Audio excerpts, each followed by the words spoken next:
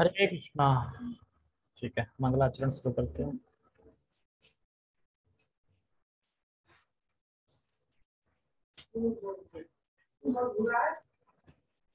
ओम अज्ञानतिमिरान्धस्य ज्ञानञ्जनशलाकया चक्षुरुन्मीलितं येन तस्मै श्रीगुरुवे नमः। श्रीचैतन्यमनोभीष्टं स्थापितं येन भूतले स्वयं रूपः कदा मह्यं ददाति स्वपदेकान्तिकम्। वन्देऽहं श्रीगुरु श्रीयुतापदकमलं श्रीगुरून् वैष्णवांश्च श्रीरूपं साग्रजातं सहगणरघुनाथान्वितं तं सजीवं साद्वैतं सावधूतं परिजनसहितं कृष्णचैतन्यदेवं श्रीराधा कृष्णपादान् सहगणललिता श्रीविशाखान्विशांश्च। हे कृष्ण करुणा सिंधु दीनबंधो जगतपते गोपेश गोपिका कांता राधा कांता नमस्ते। तप्त कांचना गौरांगी राधे वृंदावनेश्वरी वृषभानुसुते देवी प्रणमामि हरिप्रिये। वाञ्छाकल्पतरुभ्यश्च कृपा सिन्धुभ्य एव च पतितानां पावनेभ्यो वैष्णवेभ्यो नमो नमः। जय श्री कृष्णा चैतन्य प्रभु नित्यानंद श्री अद्वैत गदाधर श्रीवासादि गौर भक्तवृंद। हरे कृष्णा कृष्णा कृष्णा हरे हरे हरे राम राम राम हरे हरे। नमो विष्णुपादाय कृष्ण पृष्ठाय भूतले श्रीमते भक्ति वेदांत स्वामिने इति नामिने। नमस्ते सारस्वते देवे गौरवाणी प्रचारिणे निर्विशेष शून्यवादी पाश्चात्य देशतारिणे। ओके, हरे कृष्णा। भगवत गीता यथारूप अध्याय 6 श्लोक नंबर 27 एंड 28। छोटे छोटे श्लोक हैं दोनों, ज्यादा बड़े बड़े नहीं है। और 26 में हमने क्या पढ़ा था कि जो मन है हमारा खींचना है, क्योंकि मन स्वभाव से क्या है, चंचल और अस्थिरम है, स्वभाव से ही है। और तो उसे खींचना है कैसे भी करके, जैसे कि गाय को खींचते हैं, घोड़े को खींचते हैं, ऐसे करके खींचना है। ठीक है, तो ये बताया था। ठीक है, और बताया था कि मन को फंसाओ। कहाँ फंसाओ मन को? बुद्धू नहीं, फंसाओ। किसमें फंसाओ? भगवान में फंसाओ, भगवान की सेवा में फंसाओ। कहीं ना कहीं तो फंसेगा, तो भगवान की सेवा में फंसाओ। ठीक है, आज के लोग छोटे छोटे श्लोक हैं। आज के श्लोक में हिंट के दे दूं, मतलब बता दूं मेन क्या है। पहले के श्लोक में ये है कि जो योगी है वो प्रशांत मनसा रहता है। प्रशांत मनसा मतलब कि अब उसका मन सिर्फ भगवान में केंद्रित है, उसी में खुश रहता है उसका मन। और वो रजोगुण तमोगुण से छूट चुका है। किससे? रजोगुण सतोगुण में है, वो भी सतोगुण में है। अभी चाहिए सतोगुण, तो सतोगुण भी हट जाएगा जब और ऊंची स्थिति में पहुंच जाएगा। लेकिन रजोगुण और तमोगुण से छूट चुका है। इनसे छूटने पर क्या हो जाएगा? जितनी भौतिक कामनाएं, भोग वासनाएं, सब कुछ समाप्त हो जाती है, क्योंकि काम उत्पन्न होता है रजोगुण से। रजोगुण खत्म तो सब खत्म, मतलब ये सब चीजें खत्म। फिर वो मुक्त होता है, ब्रह्मभूत अवस्था में हो जाता है। अभी जीव भूत है, इच्छाएं आ रही हैं। ब्रह्मभूत मतलब मुक्ति अवस्था में हो जाता है। और दूसरे में बताया जाएगा कि उसे अत्यंत आत्यांतिक सुख प्राप्त होता है। अत्यंत सुख मतलब जिसमें जिस सुख में दुख मिश्रण नहीं है, क्योंकि इस भौतिक जगत में जितने भी सुख हैं सब में दुख मिश्रण है, मतलब दुख मिला हुआ है। पता नहीं चलता, पर दुख मिला हुआ है। और उस अवस्था में वो पहुंच चुका है कि जहां पे ऐसा सुख है कि वो उसमें दुख मिश्रण नहीं है। ठीक है, तो ये सब समझेंगे आज। छोटे छोटे श्लोक हैं, ज्यादा बड़े नहीं। ठीक है, पहले श्लोक पढ़ते हैं। प्रशांत मनसं हीनम् योगिनं सुखमुत्तमम् उपैति शांत रजसम ब्रह्मभूत कल्मषम् प्रशांत मनसं हीनम् योगिनं सुखमुत्तमम् उपैति शांत रजसम ब्रह्मभूत कल्मषम् प्रशांत मनसम हीनम। प्रशांत मन मतलब कि प्रभुपाद जी बता रहे हैं, जैसे एक श्लोक नहीं है, भक्ति मुक्ति कामी सकल शांत। और कृष्ण भक्त अतैव शांत। अगर किसी को शांत रहना है तो कौन रह सकता है? कृष्ण भक्त। भक्ति करने वाला ही शांत रह सकता है, बाकी जितने भी ना भक्ति, वो भुक्ति, सॉरी भुक्ति, मुक्ति, कामी जितने भी हैं सब अशांत रहते हैं ये। तो एक मेन फॉर्मूला है, जो भक्ति करेगा वो शांत रहेगा, शांत रहेगा तो सुखी रहेगा, सुखी रहेगा तो भक्ति कर पाएगा सही से। तो कह रहे हैं प्रशांत मनसा हीनम, मतलब जिसका मन भगवान के चरणों में स्थिर हो गया है, भगवान के चरणों से अब बिल्कुल जा नहीं रहा है, कहीं भी नहीं जाता, न इधर न उधर, बिल्कुल एकदम फिक्स हो गया है, स्थित हो गया है। अच्छा फिर तो कह रहे योगिनम सुख मुक्तमम, तो ऐसे योगी उत्तम सुख की प्राप्ति करता है। तो ऐसा योगी उत्तम सुख की, अभी अगले श्लोक से लिंक करना, उत्तम सुख मतलब एक होता है सुख, एक उत्तम सुख। यहाँ पे भी सुख मिलता है बहुत जगत में, लेकिन वो दुख से मिश्रित होता है, हमें पता नहीं चलता, उसमें दुख ही है। रसगुल्ला खाना दुख है, अब बताओ इसमें दुख क्या है? सबसे अच्छा सुख हो गया। हाँ उत्तम सुख, जैसे कि रसगुल्ला खाने में कितना सुख मिलता है? 1 सेकंड, हाँ 1 या 2 सेकंड ही कह सकते हैं ना, 1-2 सेकंड, उसके बाद तो फिर वो चबाते रहो, फिर तो उसके बाद तो मजा नहीं आता। अच्छा ठीक है, कितनी देर खा सकते हैं रसगुल्ला? तो एक टाइम पे मुश्किल से 3 खा लो, उसके ऊपर नहीं खाओ। मतलब 1 मिनट भी नहीं खा सकते ना? नहीं, 1 मिनट से ज्यादा खा नहीं पाओगे, उसका मन नहीं करेगा खाने का। तो यानी सुख तो है लेकिन दुख भी मिश्रित है, क्योंकि खा नहीं पा रहे हैं ना इससे ज्यादा। लेकिन ये जो सुख बताएंगे, अब इसमें आगे बताएंगे सुख में, ये सुख ऐसा है उसमें दुख मिश्रित नहीं है ही नहीं, दुख है ही नहीं बिल्कुल। यहाँ सब चीजों में दुख है, हर एक सुख में दुख मिला हुआ है, मिश्रण है मतलब सुख का। ठीक है, तो कह रहे हैं सुखतम योगी नाम, मतलब ऐसा योगी उत्तम सुख की प्राप्ति करता है। उपैति, उपैति मतलब क्या होता है? उपैति मतलब सुख प्राप्त करता है। शांत रजसम, शांत रजसम मतलब रजोगुण अब उसके हृदय में है ही नहीं, रजोगुण उसके हृदय से बिल्कुल जा चुका है। और ब्रह्मभूत कल्मषा, तो ऐसा फिर योगी ब्रह्मभूत अवस्था में रहता है। जैसे पिछले श्लोक में बताया गया था, मन क्यों अस्थिर होता है? मन का स्वभाव है, पर मन स्थिर क्यों रहता है, भटकता रहता है? रजोगुण के कारण। अगर रजोगुण ना हो ना, सतोगुण हो, तो मन स्थिर हो जाएगा। रजोगुण की वजह से मन इधर उधर भागता है।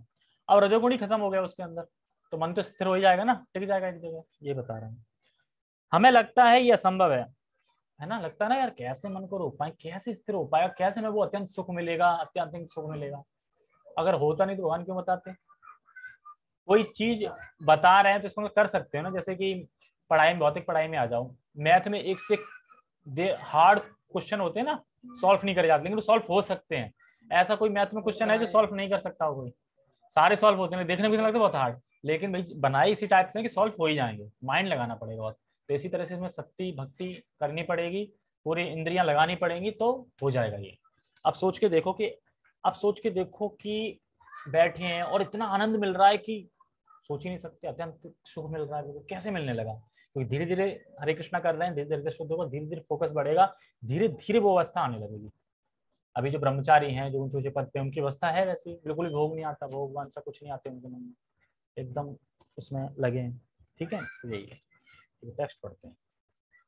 जिस योगी का मन मुझ में स्थिर रहता है, अच्छा, वह निश्चय दिव्य सुख की सर्वोच्च सिद्धि प्राप्त करता है, वह रजोगुण से परे हो जाता है। अच्छा, रजोगुण से परे हो जाता है, ये बता रहे हैं। सतोगुण तो हमें चाहिए अभी, ऐसा नहीं कि सतोगुण से भी परे हो जाए, सतोगुण हमें चाहिए, नीड है सतोगुण की, बट रजोगुण तमोगुण है, वो खत्म हो जाता है। तो वह परमात्मा के साथ अपनी गुणात्मक एकता को समझता है और इस प्रकार अपने समस्त विगत कर्मों के फल से निवृत्त हो जाता है। इसमें बता रहे गुणात्मक एकता को समझता है। गुणात्मक एकता मतलब कि गुण, जो गुण, हाँ, मतलब जैसे हमारा गुण भगवान का गुण एक ही है, तो इसमें समझाते हैं, एक है क्वालिटी, एक है क्वांटिटी। क्वालिटी में, क्वालिटी है जो, उसमें वी आर सेम, मतलब भगवान और जीव सेम है, बराबर है, सच्चिदानंद भगवान, जीव भी सच्चिदानंद, ठीक है। क्वांटिटी, क्वांटिटी में डिफरेंस है, ही इज विभू और वी आर अणु। अणु मतलब छोटे हैं, वो बड़े, मतलब कहने के लिए हम जो सच्चिदानंद है वो छोटे हैं, बहुत थोड़े हैं, और भगवान सच्चिदानंद बहुत बड़े हैं। जैसे एक समुद्र की बूंद समुद्र में मिल जाती है, लेकिन समुद्र की बूंद से जो बूंद समुद्र में मिल गई है, वो बूंद से समुद्र नहीं बन सकता, मतलब वो बूंद समुद्र नहीं बन सकती, लेकिन बूंद बूंदी है वो, लेकिन वो समुद्र नहीं बन सकती, लेकिन समुद्र में मिल गई है। तो इसी तरीके से हम सच्चिदानंद हैं, लेकिन कभी भगवान नहीं बन सकते, ठीक है, छोटे उस लेवल पे हैं, ठीक है। जैसे भगवान इस श्लोक कहते हैं, नित्यो नित्यानाम चेतसा चेतना नाम, तो हमारे जो सच्चिदानंद है वो थोड़ा है और भगवान बहुत बड़ा है। अब एक तरह से और समझ सकते हैं, इनडिपेंडेंट रियलिटी मतलब जो खुद पे डिपेंड है, खुद पे, ये रियल कौन है, वो गॉड है। हम डिपेंडेंट रियलिटी है, मतलब हम दूसरे पे आश्रित है। यहाँ पे खुद पे आश्रित तो नहीं, हम दूसरे पे आश्रित ही ना, मतलब भगवान पे आश्रित है हर चीज के लिए, प्रकृति पे आश्रित है हर चीज के लिए। तो हम सोल, मतलब सोल है वो क्या है, डिपेंडेंट, डिपेंडेंट है, मतलब डिपेंडेंट रियलिटी कह सकते हैं उसको। और जो भगवान है वो इंडिपेंडेंट मतलब खुद पे। तो इस तरीके से समझ सकते हैं, ठीक है। और इसमें बता रहे हैं कि सिद्धि प्राप्त करता है, सर्वोच्च सिद्धि प्राप्त करता है। सिद्धि प्राप्त का बता रहे हैं, दूसरे शब्दों में अगर कहा जाए सिद्धि प्राप्त को, तो मन हमारा सबसे अच्छा मित्र है। क्यों है?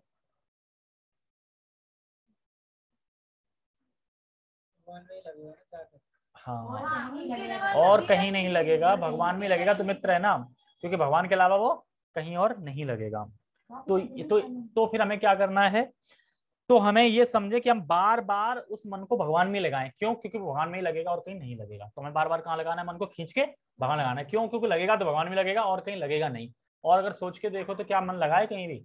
कभी कुछ टाइम सोचेगा, बहुत इंपॉर्टेंट होगा, सोचेगा फिर हट जाएगा वहां से, फिर सोचेगा फिर वहां से हट जाएगा, फिर सोचेगा वहां से हट जाएगा, मतलब हटता हटता रहता है।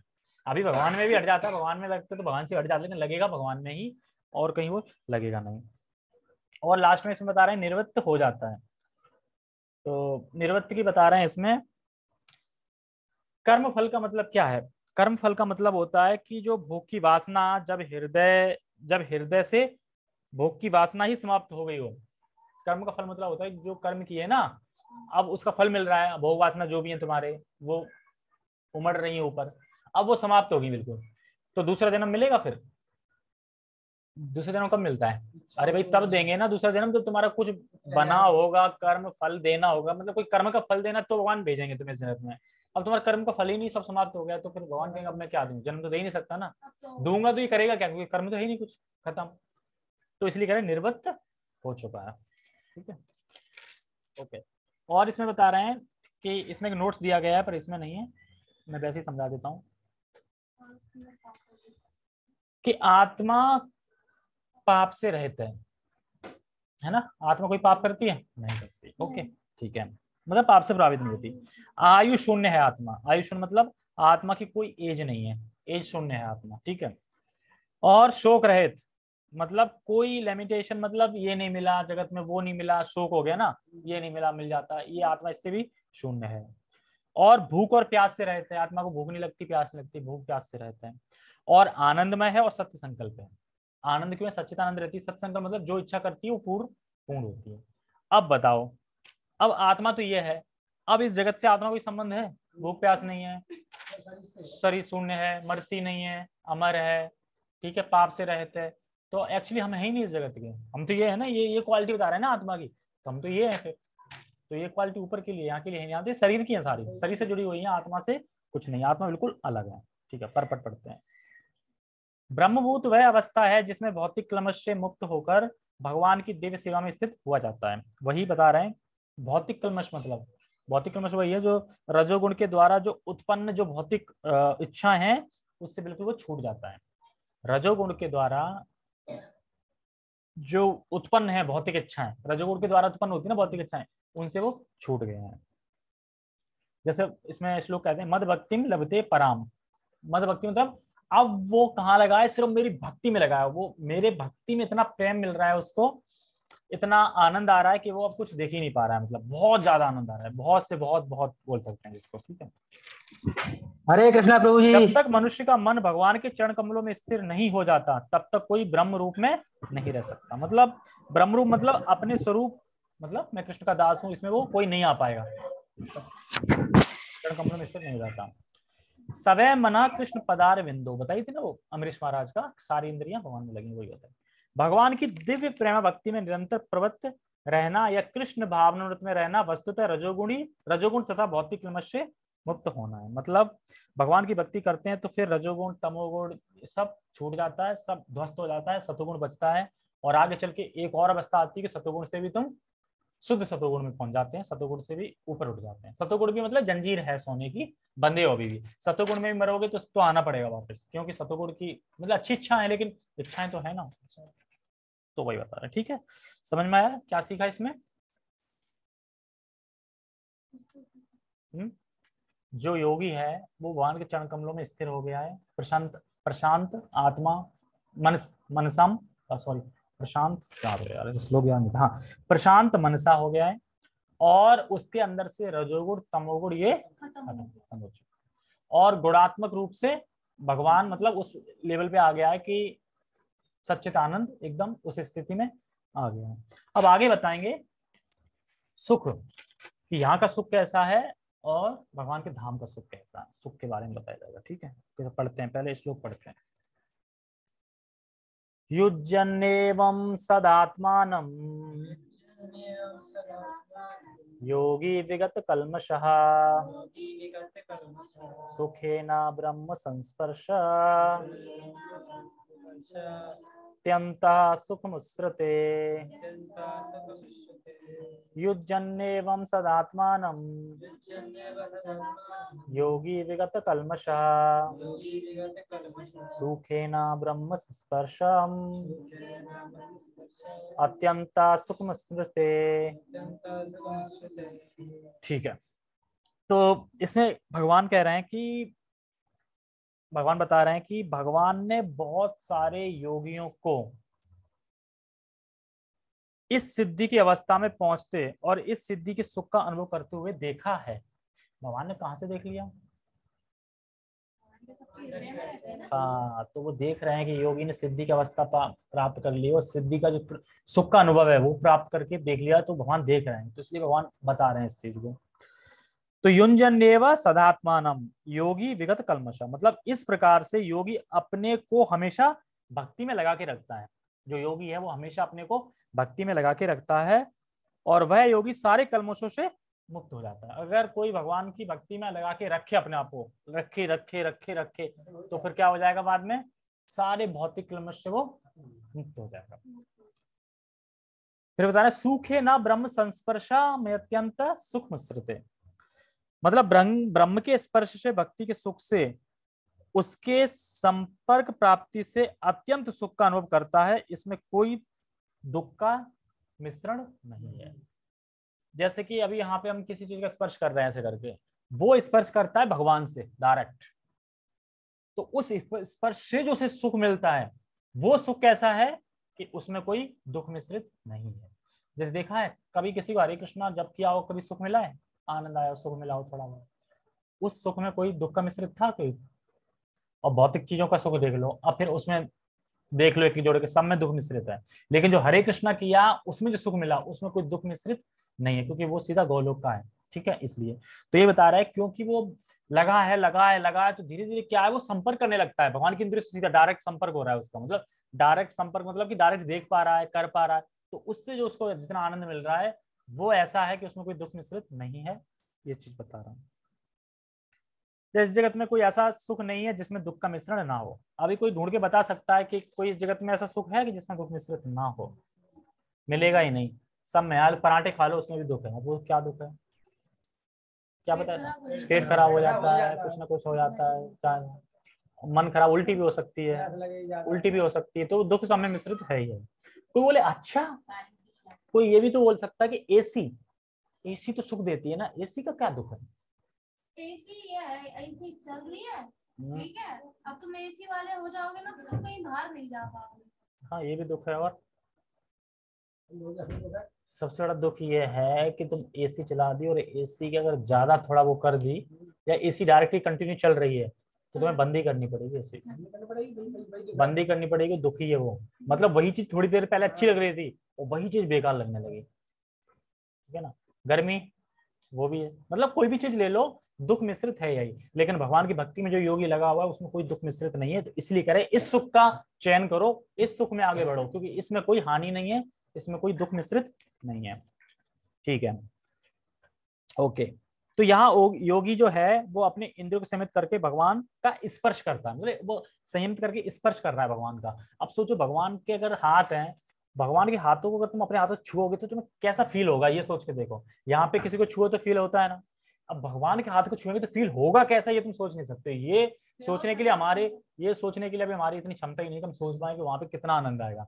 तो ये योगी जब स्पर्श कर रहा है इंद्रियों का तो उसे इतना सुख मिल रहा है। और सोचो हम कैसे स्पर्श करेंगे, हम ऐसे ही करेंगे जो नवदा भक्ति है ना, भगवान के गीता पढ़ के, शास्त्र पढ़ के, सेवा करके, दर्शन करके, इसी से इंद्रिय संपर्क कर लेंगी और इसी से सुख प्राप्त होगा। ऐसा नहीं कि ऊपर जाएंगे वहां हाथ लगाएंगे तो वहां की बात चल रही, यहाँ पे रहते हुए सुख में है वो, बिल्कुल यहाँ पे स्पर्श कर रहा है सुख का। कभी कभी देखा नहीं कि जब गीता पढ़ो तो एक अलग ही आनंद आता है ना। या कोई जैसे मान लो कि कृष्ण कथा कोई चल रही है और एकदम कभी ऐसा आनंद आता है कि रुके ना, अब क्या होगा अब क्या होगा, इतना मतलब मन हो जाता है कि बीच में कॉल आ गई तो कॉल भी कट कर देते, नहीं उठानी कॉल, पहले उठा देते। तो इसे ही बता रहा है। ओके आगे बढ़ते हैं, ठीक है। टेक्स्ट में क्या बताना है इसमें, हाँ टेक्स्ट।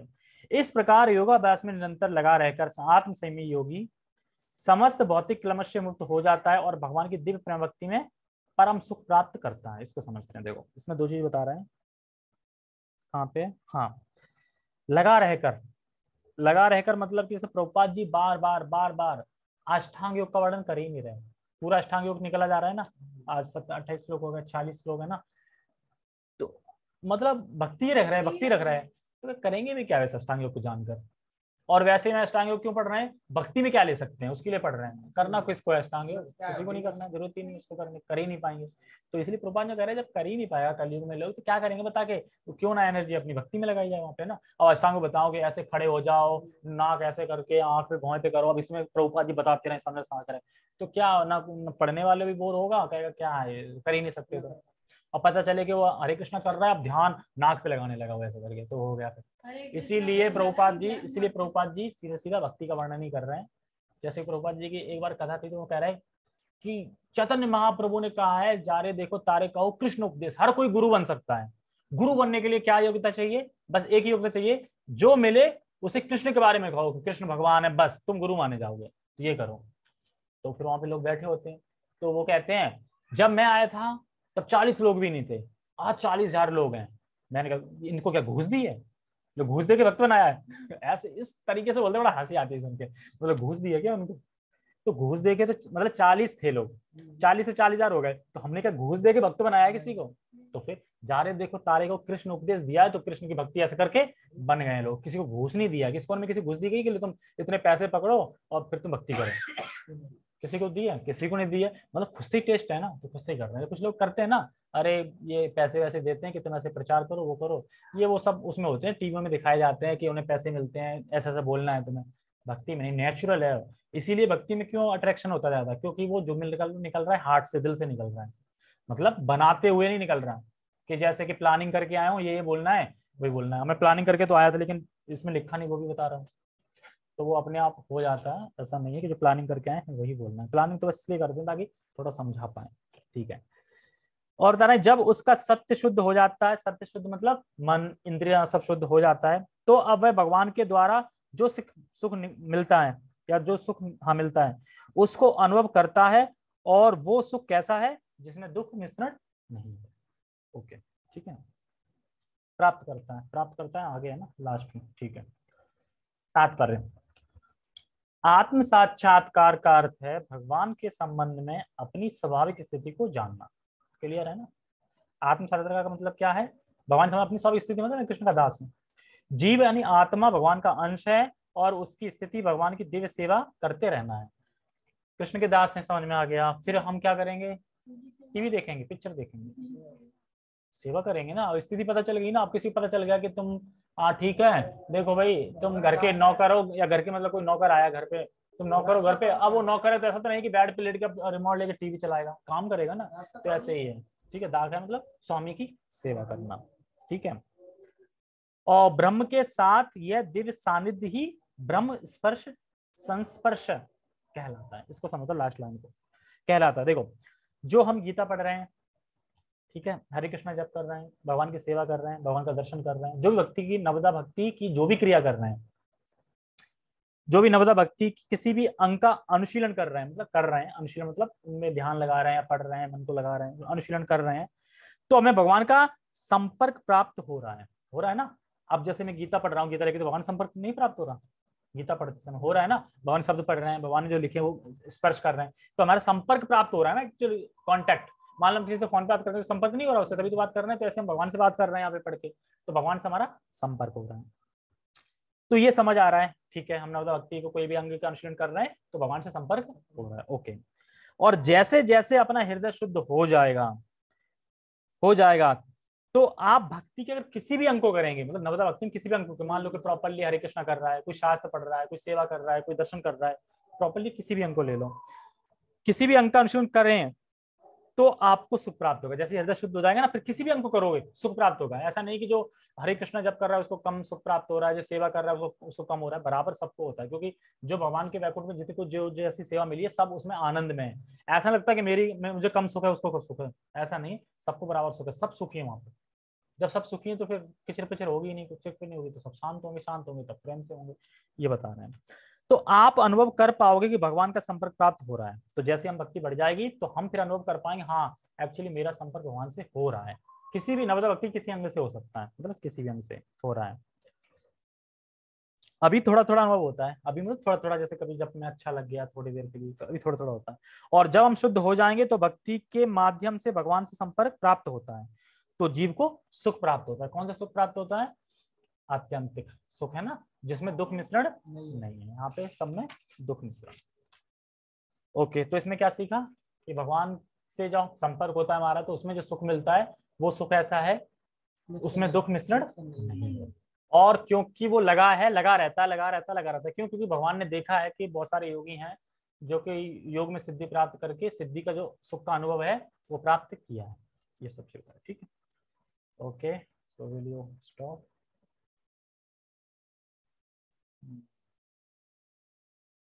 हरे कृष्णा।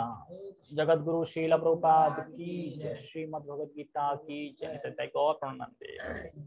ओके, हरे कृष्णा।